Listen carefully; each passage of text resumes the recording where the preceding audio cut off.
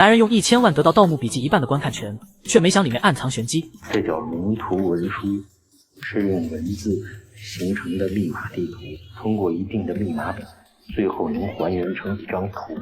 而这张图就是《盗墓笔记》中记录大墓的位置图。可就在薛武解开龙图文书的秘密后，却发现自己被吴邪给耍了，自己用1000万买了一只丑陋的猫咪，给脸不要的玩意儿，弄他！可就在他要找吴邪麻烦的时候，却被人举报以1000万买笔记本有洗钱的嫌疑，接着便被抓了起来。然而吴邪的大招还在后面，他为了让薛武把牢底坐穿，让刘馆长举报薛武制假售假的证据，并用《盗墓笔记》的副本作为交换。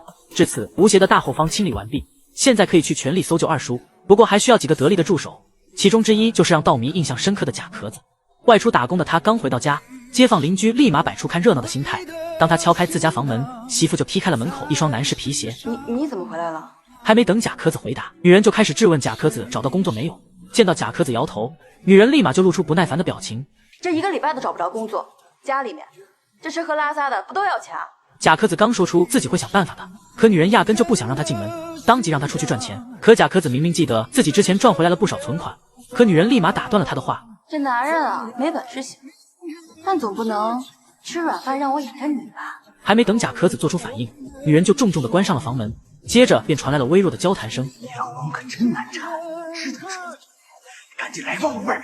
听力不凡的贾壳子当即失去了生活的方向，他无力地坐在了楼梯上。如此的生活和遭遇已经击溃了他最后的防线。看着摘下来的结婚戒指，他知道男人的世界只剩下了现实。而也是在这时候，一束奇特的光出现在了贾壳子面前。想赚点外快吗？而在城市的一处工地现场，一群工人正在磨洋工，唯独李家乐在拼命的搬砖。他每次搬砖都是别人的好几倍，可到了结账的时候，工头总是会以各种理由克扣工人的血汗钱。李家乐本想赏他一拳，但是被好心的工友劝住了。成年人的世界也许就是这样，你可以不喜欢有些人和事，但你不得不去接受和处理，因为你相信你会拥有一个好的机会。至此，救援小分队正式成立。虽然他们的实力不算强大，但贾壳子可以听到200米以外的声音，李家乐的身手也还算可以。而小白本身就是一个很好的潜水员，当然他们也少不了优秀的队医，不过他却有些不会说话。你到底有什么目的？我们可没什么钱，我想看着你死。就这样，一行人踏上了前往雷城的路，也不知道过了多久，他们来到了一处树林，这里距离坎肩给的位置还有1公里。由于吴二白的队伍有内奸，所以他们决定先去探路。很快，贾壳子和李家乐来到了吴二白的营地，这里的生活用品一应俱全，可却没有一个人影，像是发生了什么紧急的事情。为了弄清周围的情况，贾壳子开始探查起来，却发现了非常不对劲的问题。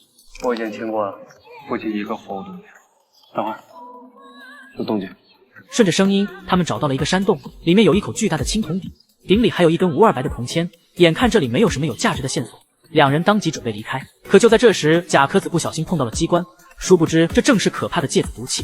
好在两人跑得快，这才没有中毒。同一时间，吴邪收到坎肩发来的一个笑脸，他顿时明白过来，原来这里是个陷阱，是有人拿了他的手机给他发的这个地址。可既然有吴二白的铜签在，那就说明二叔来过这里。于是顺着这个线索，他们找到了吴二白曾经住过的酒店。为了不被认出来，众人一番乔装打扮混了进去。可刚进来，贾壳子就听出了不对劲。